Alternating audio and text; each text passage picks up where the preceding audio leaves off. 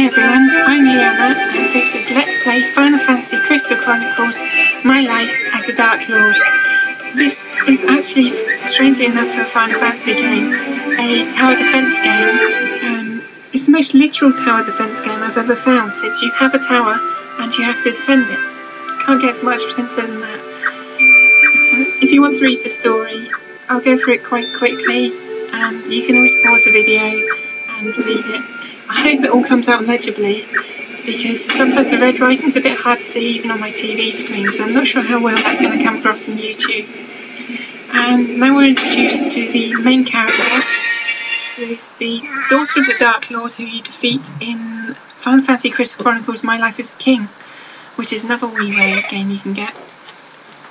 There's a lot of downloadable content for this game. I'm going to be playing absolutely none of it. Apart from the extra level pack, I think it all makes the game easier, which kind of detracts from the playing experience, I feel. Also, it's rather expensive.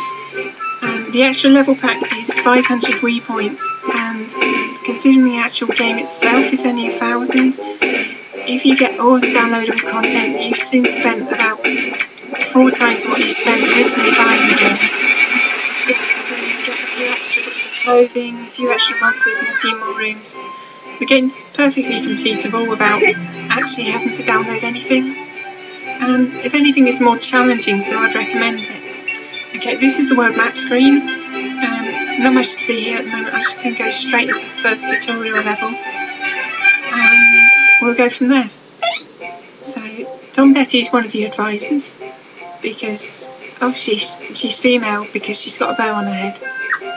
Didn't even know Tom Berries had genders until this game, but apparently they do. Okay, it quickly explains what you're meant to do. You've got the Darklord's tower. You can move up and down on it. Go into the menu and it pauses the game. And then you have NP, which you can use to build, summon and power up your minions. At the moment, we only have one floor, which is the Iron Ball. So we're just building a load of those. But we can't place any more. You start limited to 5 floors, you can get a lot more later on. The Iron Ball is just a basic floor which hits things that go past it for a little bit of melee damage. And the first opponents we're going to meet are the trainees, who are Clavats, I believe. I'm not great with the Crystal Chronicle races. They're nothing special. They'll be taken out in 3 or 4 floors. It's briefly explaining about durability of artefacts. Artefacts control a floor. If an artefact gets destroyed, then the floor is destroyed, and any monsters on the floor are destroyed. And Tom Betty's just told you that you have to place floors above adventurers. It's completely not true, and there are plenty of opportunities in the game where placing below adventurers is helpful, especially between 2 rows of adventurers. You're not restricted in any way to building above or below incoming adventurers.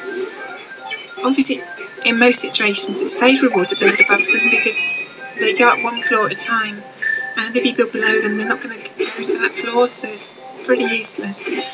But you can do a lot of slowing tactics so you don't get too many enemies coming to one point at a time. There's not too much to see on the tutorial level, you just have to follow them up and they're going to be taken out by these towers we've built, these floors we've built on the tower. There are a few different types of towers. There's also a very annoying noise if you hover over a damaged floor. We'll actually watch this one for a moment because this incoming Clavat will destroy it and you'll get to see a tower being destroyed.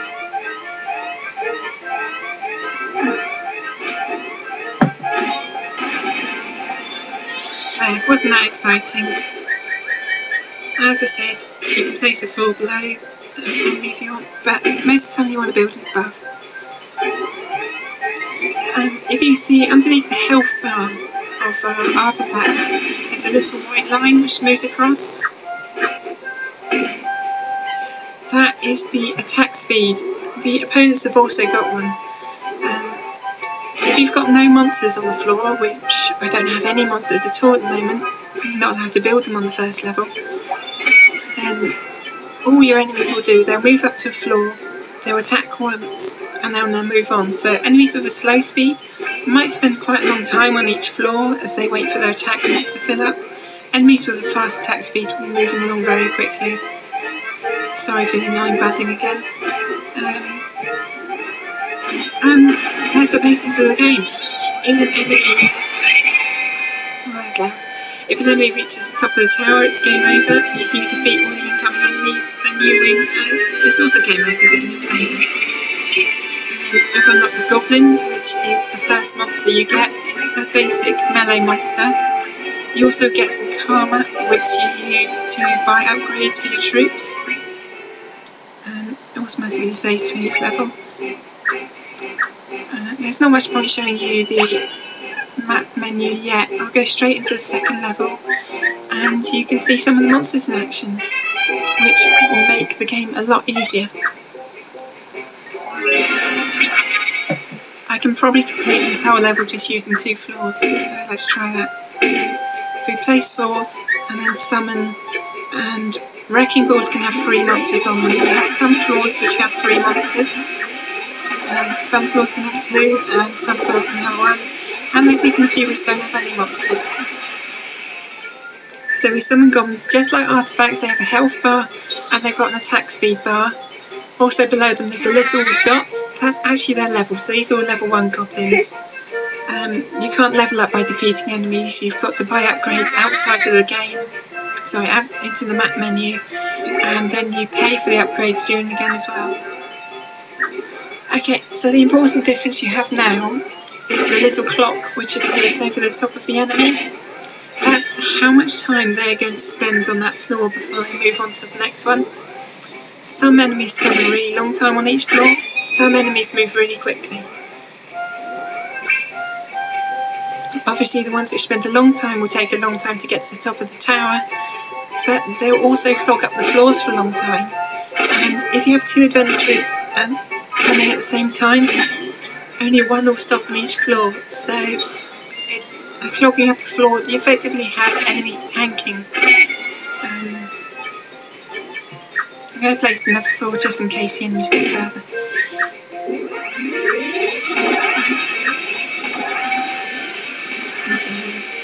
The game complains every time you run out of NP. It's quite annoying and stupid because you know you've run out of NP. In the top right of the screen it says how many enemies are still going to come in the level. That includes the ones which are on the level at the moment. So if you watch this trainee get knocked out, the number goes down. We now have a level 2 trainee coming along. The enemies level up. I think they get to, I don't see many above level 10, but I think some of the bosses get to like level 20 or so by the end of the game. As you can see, it took a little bit less damage than the level 1s. I'm actually starting to think I could have completed this level just with 1 floor.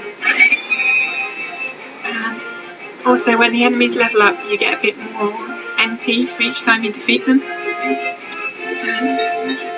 It's usually best not to run out of NP, so in case you get a surprise large group of enemies, you can build up some defences at the top of your tower to try and catch them off guard. It's best to build towards the enemy's weaknesses. There's a rock, paper, scissors style weakness system in this game, except it's melee, ranged and magic. There's also general and healer. I'll go more into those in another video because they don't come into effect much yet. At the moment the enemies we're facing are general, which have no weakness or strength, and the monsters we're using are melee. They have no bonus against general. Doesn't really matter. Okay, we get a little bit more karma. I think we're just under 100, which is what you want for the first tower upgrade, I think. I will quickly show you the menu screen for upgrades. You've got item and clothing, which you don't get for a while unless you get downloadable content. There's upgrade, which is where you level up your monsters. To level up the goblins to level 2, you need 300 karma. Far off having 300 karma at the moment, so can't do that. Expand menu is where you upgrade your tower so you can build more floors. I think the first upgrade is 100, yeah, so I can't do that yet. But obviously the more floors you can build, the longer it takes for the opponents to get to the top of your tower, the easier the game is.